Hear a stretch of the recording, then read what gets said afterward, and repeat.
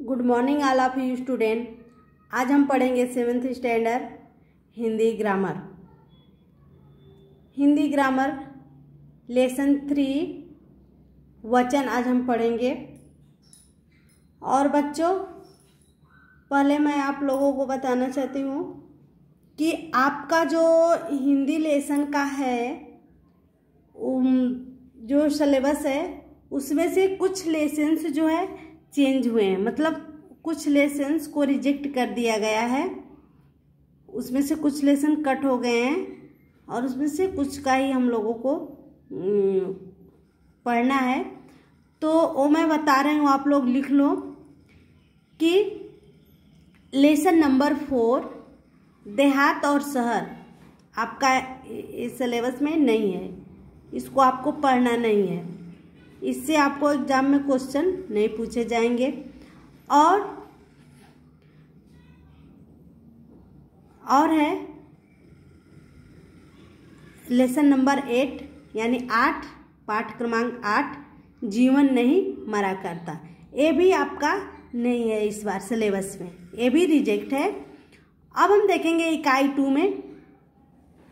इकाई 2 में जो है लेसन नंबर 2 बेटी युग, ये भी नहीं है। और लेसन नंबर 6 चंदा मामा की जय, ये भी आपका नहीं है। यानी आपके हिंदी में से 4 लेसन को निकाल दिया गया है, ठीक, इस सिलेबस में से। तो इसको आपको पढ़ना नहीं है। अब हम अपना आगे देखेंगे ग्रामर।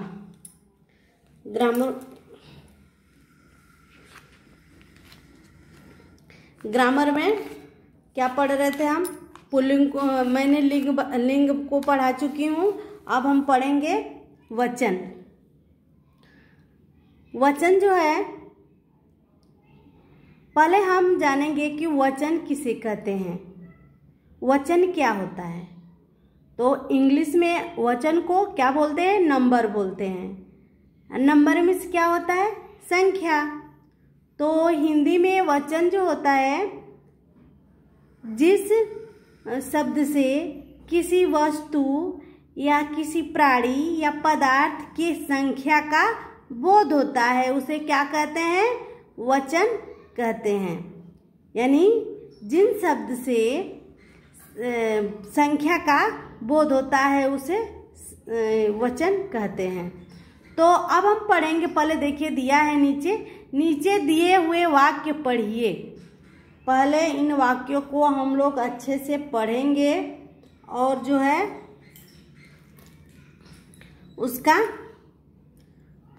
उसको समझेंगे। देखिए दिया है विभाग अ। विभाग अ में दिया है लड़का खेलता है। सेकंड पर कमरा सुंदर है, लड़की पढ़ती है। चौथे नंबर पर है पुस्तक नई है। तो इसमें जितने भी शब्द है वह क्या है? सिंगल है, यानी अकेले है, एक है। एक ही लड़का है, एक ही कमरा है और एक ही लड़की है और एक ही पुस्तक है। तो ये सब क्या कह रहे हैं? ये सब जो है, इन शब्दों से हमें कितनी संख्या का बोध हो रहा है? एक संख्या का बोध हो रहा है। अब ब विभाग में देखेंगे, लड़के खेलते हैं, कमरे सुंदर हैं, लड़कियां पढ़ती हैं, पुस्तकें नहीं हैं। तो एक क्या ब विभाग में जो दिया है, लड़के, कमरे, लड़कियां, पुस्तकें, ये शब्द क्रमशः क्या है? एक से अधिक लड़कों को और एक से अधिक कमरों को, एक से अधिक लड़कियों को और एक से अधिक पुस्तकों को क्या किया है? दर्शाया है। हो रहा है ना बोध? एक से ज्यादा पुस्तकें हैं, एक से ज्यादा क्या है? लड़कियां हैं, एक से ज्यादा कमरे हैं और एक से ज्यादा लड़के हैं। इस शब्द से हमें बोध हो रहा है, यानी पता चलता है, ज्ञान हो रहा है। इसीलिए ये विभाग जो ब है ना, इसमें सभी रेखांकित शब्द क्या हैं? बहुवचन है। देखो विभाग अ में जो दिया है, जितने भी रेखांकित शब्द है वह एक वचन में है। और ब विभाग में जितने भी रेखांकित शब्द हैं वो कितने संख्या का बोध है, एक से ज़्यादा संख्या का, तो वो क्या है, वो सब बहुवचन है। तो अब हम पढ़ेंगे कि पहले आप लोग लिख लो, अभी तो मैं समझा रही थी, पहले आप लोग नोट करो कि वचन किसे कहते हैं। शब्द के जिस रूप से संख्या का बोध होता है उसे वचन कहते हैं। वचन कितने प्रकार के होते हैं? हिंदी में वचन 2 प्रकार के होते हैं, एक वचन और बहुवचन। अब एक वचन किसे कहते हैं? एक वचन जिस शब्द के रूप से एक ही प्राणी या पदार्थ का बोध होता है, या शब्द के जिस रूप से एक ही प्राणी या पदार्थ का बोध होता है उसे एक वचन कहते हैं। जैसे लड़का, कमरा, लड़की, पुस्तक। देखो दिया है ना, लड़का, कमरा, लड़की, पुस्तक, ये सब क्या है? एक वचन है। अब लिखिए बहुवचन। शब्द के जिस रूप द्वारा एक से अधिक प्राणियों या पदार्थों का बोध होता है उसे बहुवचन कहते हैं। जैसे लड़के, कमरे, लड़कियां, पुस्तकें। समझ में आया? अब हम देखेंगे आगे। शब्द का बहुवचन बनाने के कुछ सामान्य नियम होते हैं। अब ये क्या पढ़ना है? पुल्लिंग शब्द। यहाँ देखा ना पुल्लिंग। अब इसमें जो होता है पुल्लिंग शब्द, जिन पुल्लिंग शब्दों के अंत में अ, ई, उ,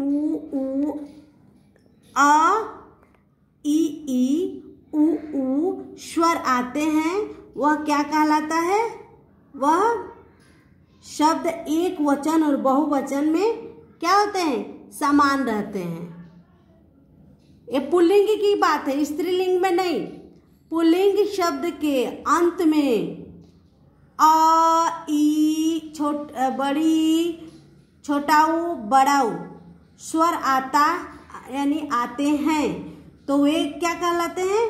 एक वचन और बहुवचन में हमेशा वो समान रहते हैं। उसका यदि हम रूप चेंज करेंगे कि स्त्रीलिंग में, उसका जो है एक वचन का बहुवचन बनाओ तो उसमें क्या रहता है? जो एक वचन में रहेगा वही बहुवचन में रहेगा। जैसे बालक, देखो बालक क में आ रहा है ना, तो ये समान रहेगा, ये बहुवचन में उसको समान ही लिखेंगे। मकान, वृक्ष, दल, ऋषि, पति, कवि, आदमी। देखो ऋषि ई आ रहा है ना, तो ऋषि ही होगा, बहुवचन इसका क्या होगा? ऋषि ही होगा। पति का पति ही होगा, ये नहीं कि पतियों नहीं होता है, पति का पति ही होगा। कवि का कवि, आदमी, हाथी, और इधर है साथी, साधु, गुरु, तरु, लड्डू, डाकू, चाकू आदि। समझ में आया? कहने का मतलब ये है कि पुल्लिंग शब्द में यानी पुल्लिंग शब्द के अंत में क्या आ जाए? अ, ई, उ स्वर आते हैं तो वह शब्द एक वचन और बहुवचन में समान रहता है। ये बस पुल्लिंग में ऐसा होता है। ठीक, तो इसको हम क्या करेंगे?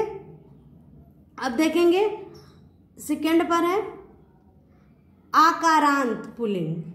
शब्दों का बहुवचन बनाते समय अंत का आ स्वर ए में बदल जाता है। देखो आकारांत है जो है, इसमें दिया है आकारांत पुल्लिंग शब्दों का बहुवचन बनाते समय अंत का आ स्वर क्या हो जाता है? ए में बदल दिए जाते हैं। यदि आकारांत का मतलब समझते हो, अकारांत, आकारांत, ईकारांत, उकारांत, ये सब जो है ये क्या होता है, शब्द के अंत में जो लगा रहता है ई, ए, अरे आ, तो ये क्या हो जाता है, आकारांत कहलाता है। आ लगा है शब्द के अंत में तो वह आकारांत कहलाएगा, ठीक। और शब्द के अंत में ई लगी है तो ईकारांत कहलाएगा, शब्द के अंत में उ लगा है तो उकारांत कहलाएगा। तो आकारांत यहाँ पर है कि पुल्लिंग में आकारांत पुल्लिंग शब्दों का बहुवचन बनाते समय अंत का आ स्वर ए में बदल दिए जाते हैं।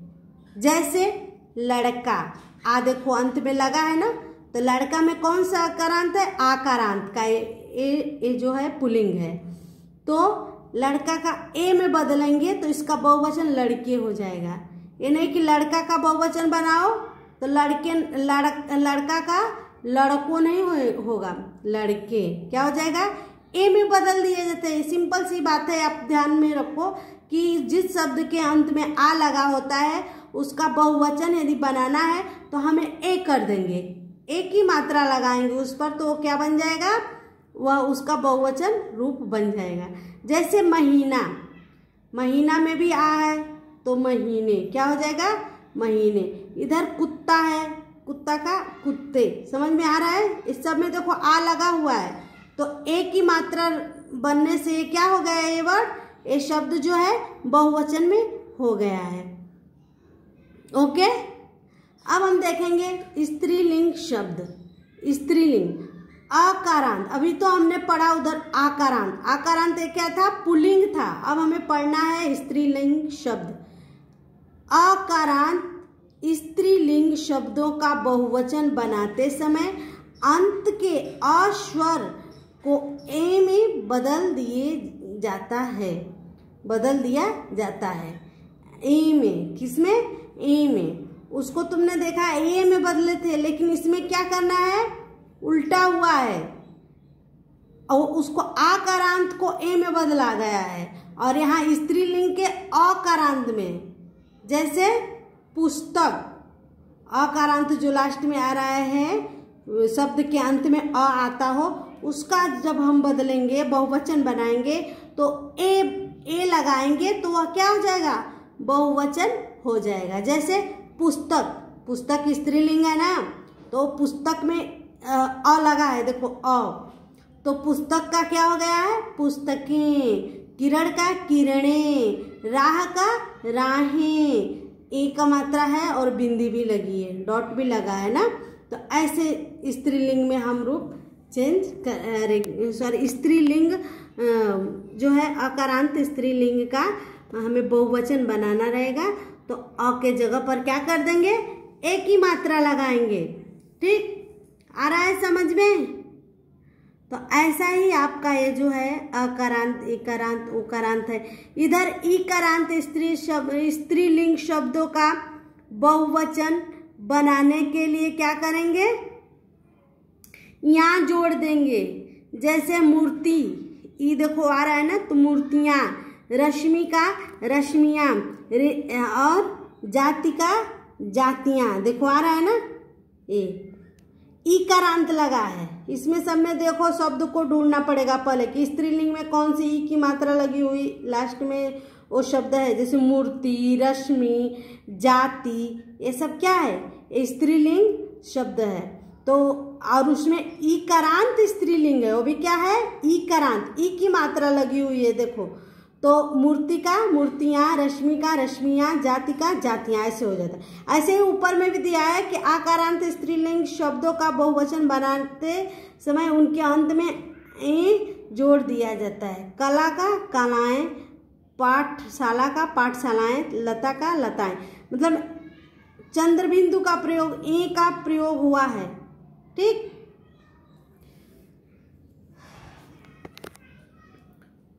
तो बच्चों और एक है 5वां नंबर पर है उकारांत स्त्रीलिंग शब्दों का बहुवचन बनाते समय शब्द के अंत में ए जोड़ा जाता है। उकारांत में भी स्त्रीलिंग रहेगा तो ऋतु का ऋतुएं, धेनु का धेनुएं आदि, इसमें भी वही है। उकारांत स्त्रीलिंग शब्दों का बहुवचन बनाते समय शब्द के अंतिम दीर्घ उ यानी बड़ा उ हर्षव यानी उ में बदल कर आए ए जोड़ा जाता है। इसमें भी वही दिया है, जैसे मतलब हर्षव हो तो उसको क्या करते हैं, ए बदल दिए, ए की मात्रा लगता है, जैसे लगती है। जैसे बहु, देखो बड़ा हुआ है ना, तो बहुएं, छोटा ऊ में वो बदल गया, ऊ की मात्रा छोटा ऊ ह पर छोटा ऊ की मात्रा लगी है ना, इधर देखो बहुएं, बहु ए बड़ा ऊ है, इधर जो बड़ा ऊ है उसकी मात्रा एक में, एक सिंगल है, एक वचन है तो बहु है, और उसका हर्ष में बदल दिए जाएंगे उसका रूप, तो बहुएं हो जाएगा, झाड़ू का झाड़ुएं आदि। ऐसे ही इसका एक वचन को बहुवचन में बदलेंगे। अब हम देखेंगे तो लिंग कितने, अरे वचन कितने प्रकार के होते हैं, वचन 2 प्रकार के होते हैं, एक वचन और बहुवचन। ऐसे ही मैं इससे क्वेश्चन दूंगी, आप लोगों को क्वेश्चन को कंप्लीट करना है और